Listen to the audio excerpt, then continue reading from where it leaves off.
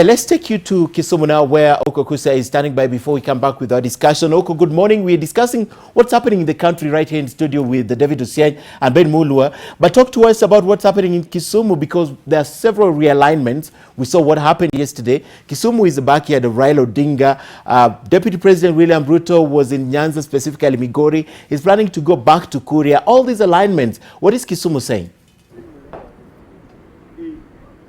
Ken, of course, as expected, mixed reactions here. Remember, Kisumu is considered as one of the bedrocks of opposition politics in Kenya. And of course, there is that concern among residents here that could this be the end of opposition politics in Kenya. The latest developments that are being witnessed in the country, just the other day, the opposition leader Raila Odinga getting a job there as a special envoy for AU, and of course the latest one, Kalonzo Musyoka of Wiper, also being appointed as special envoy to South Sudan.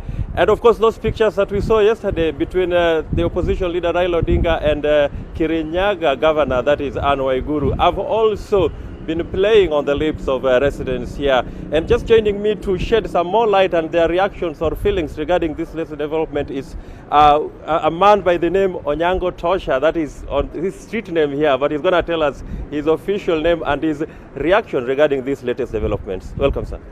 Thank you, Mr. Okusa. My name is Salim Onyango. I can strongly say the opposition is fully dead.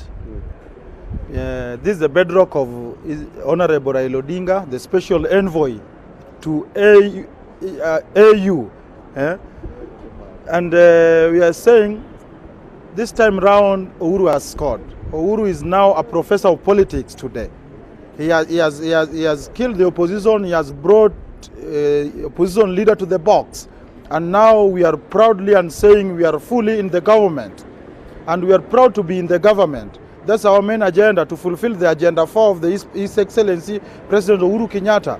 The meeting of Anna Waiguru is also another noble idea, because we can't live, we live to forget and forgive. And Kenya must soldier on, we must soldier on, and we look for 2022. Thank you very much, Mr. Don't you think that probably maybe Raila Odinga is also strategizing in all this? Yeah, of course, yes.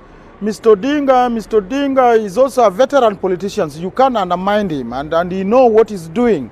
Actually, we are very happy as a community to welcome this home, because we need to be in government and learn to be in government and get the development right. Thank you. Okay. Well, let me take another gentleman and then we'll come back to you, Salim. What is your reaction regarding the latest developments as far as politics is concerned in Kenya? Opposition politics, to be specific. Thank you. I'm Samira Ali, Chairman, People's Parliament, Central Square. To me, there's nothing like opposition these days. We buried that one with Katiba, yenye tulitupa 2010. 2010 Katiba ariushu hata aina kitu inaitwa opposition. Because position ilikuwa inatoka kwa presidential candidates wenye wamesimama. Mwenye ako na wabunge wengi ndiye alikuwa position leader, na alikuwa na ofisi na salary fulani. Na 2010 ilikuja na inclusive government, whereby opposition sasa ikuweko. Ndio unaona sasa revolution ndiyo ilimaliza hiyo. Sasa hapa government yenye inafanya kazi ni ODM. National government yenye inafanya kazi ni Jubilee. Sasa opposition hakuna. Wananchi ndio wanataka kurudisha opposition nyuma. Raila has gone for what is Katiba is saying, inclusivity. Lazima watu wote wajumuishwe kwa serikali. Na hiyo ndio sasa ameendea. Anarudisha yenye Katiba ya saa hii inasema na inataka.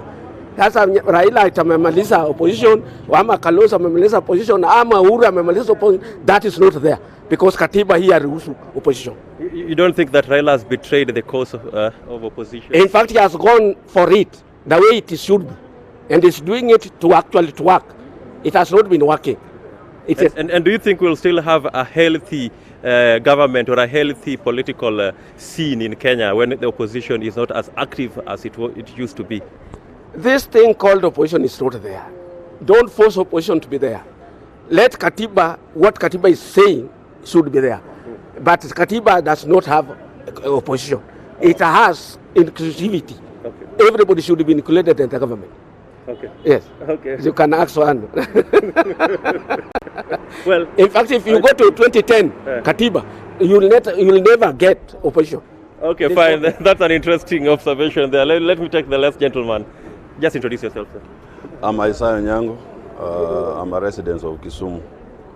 I've also been an MCA of Railways Ward. What I can say about the opposition is we learned from Jaramogi around 1993 that after the elections, we should cooperate with the government so that we realize the development, and that one does not mean that after that one there is no opposition, or there is no fighting again to regain the seats that we have been fighting for. So I believe what Raila is doing is trying to collect the country so that people work together, they move together, then we eradicate some of the problems that has been following us all along. And after this, the time has come for everybody to go back to where he or she belongs, then he will do it. I know for sure that Raila means well for this country. And our people in Kenya believe that when you are in opposition, you must fight on the street. You must all the time criticize what is happening. And if that is what it is, then Raila has done it. He talked about the corruption sometimes a long time ago.